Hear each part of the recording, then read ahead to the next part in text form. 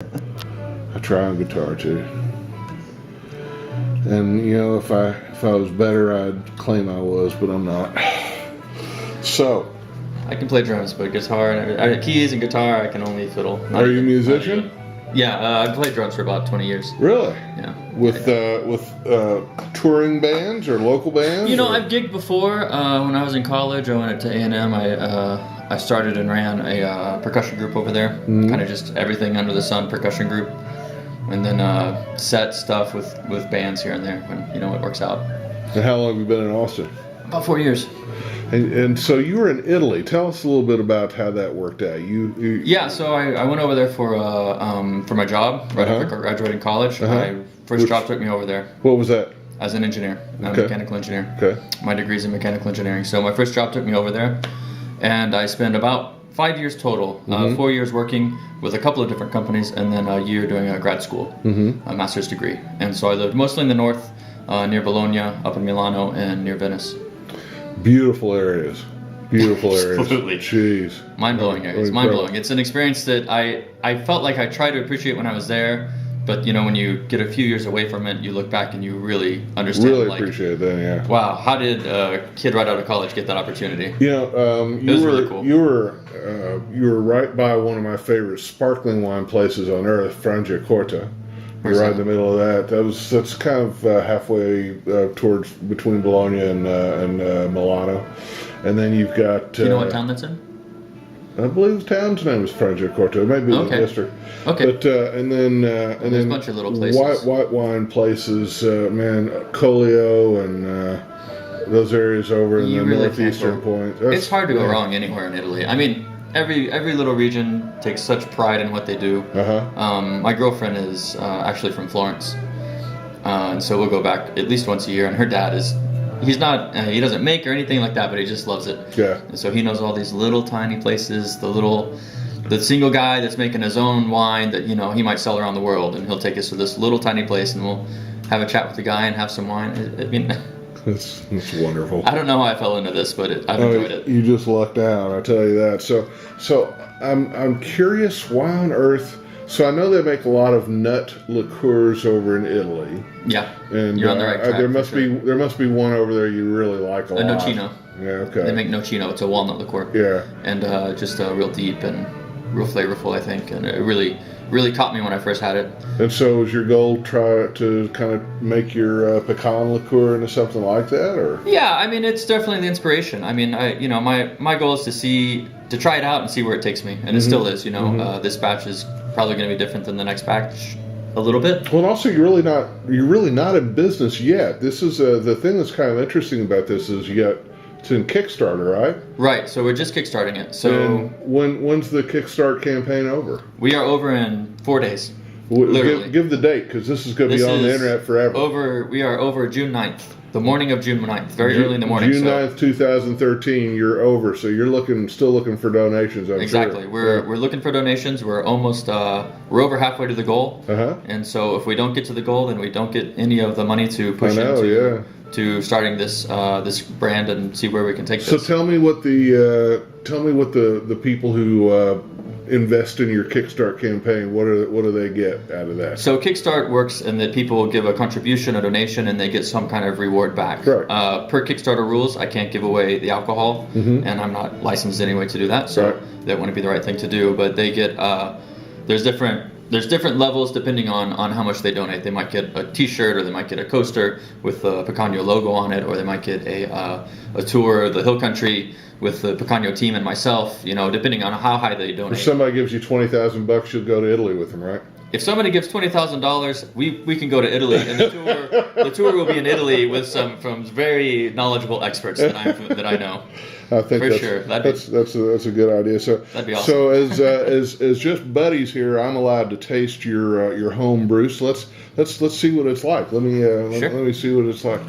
And what's your favorite thing about what are you gonna call it, first of all? It's called Pecaño. Pecaño. You want to spell that? Pecan with the N-Y. Okay, perfect. Sure. For a little bit. Oh, look at the color on that.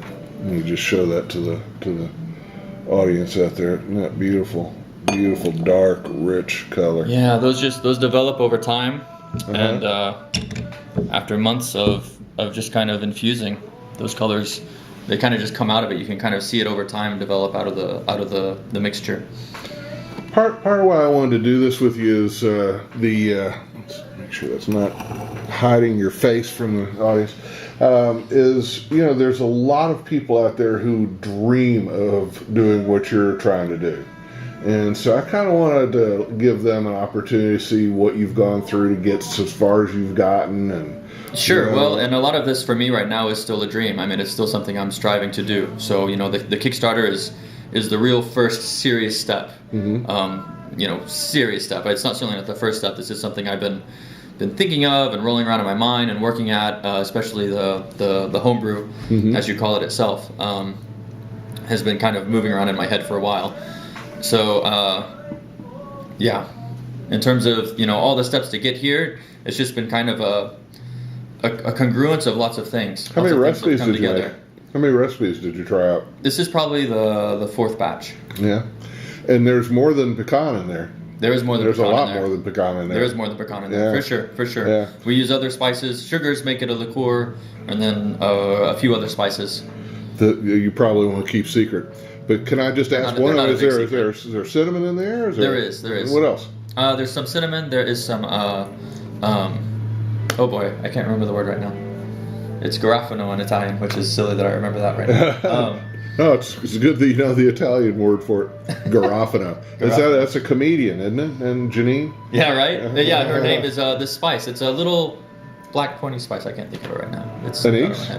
Not anise, no. No, well, we'll come back to you in a minute. It will, so of course, when we finish it's really got a very nice depth of flavor. How would you normally drink this? Would you mix it with something or drink it straight up? Or? I prefer it neat. I prefer it just like this. That's my favorite way. After a good meal, this is the very Italian way. After a good meal with good friends, to kind of help with digestion is how they view it.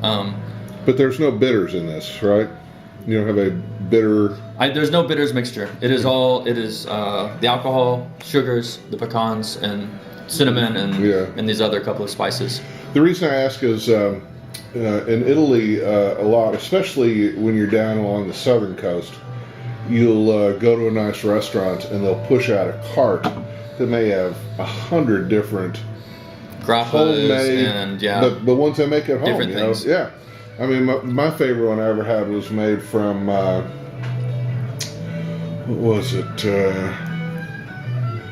You see, now you made me forget.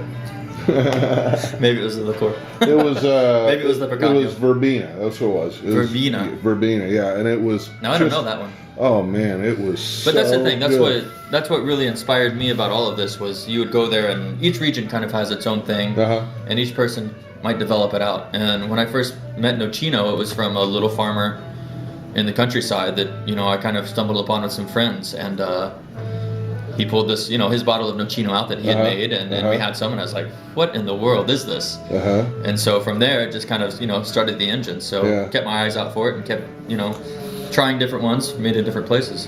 That's neat. So if you get this going, have you thought about what you're going to charge for it, or what you're where you're gonna try and sell it? You gonna put it in restaurants or in stores? I would love to. Restaurants that would take it. I think you know, Italian restaurants certainly might be a good fit. Stores, anybody that would like to carry it for sure. I bet it would go good with coffee. It goes incredible in coffee. It goes incredible on top of ice cream too. Bluebell, yeah. Bluebell vanilla. A little bit of Pecaño. Yeah. That's great. And some cocktails. You can make some good cocktails. And I've talked to some bartenders, you know, around, some friends and stuff, people that are kind of do that professionally, and they've come up with some really interesting ideas for other cocktails, unique cocktails and stuff you can do with it. Well, so in the meantime, what you're hoping for is people to put some money in your Kickstarter campaign.